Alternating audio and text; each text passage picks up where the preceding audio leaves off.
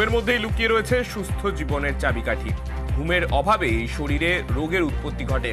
তাই ঘুম বিষয়ক সচেতনতা বাড়াতে sleep equity for global health শীর্ষক আলোচনা।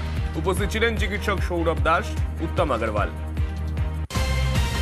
যেখানে আমরা একটা অ্যাওয়ারনেস ক্রিয়েট করি থ্রু আউট দ্য ওয়ার্ল্ড বা ডিফারেন্ট মাধ্যমে, যেখানে আমরা স্লিপ নিয়ে অ্যাওয়ারনেসটা ক্রিয়েট করতে পারি।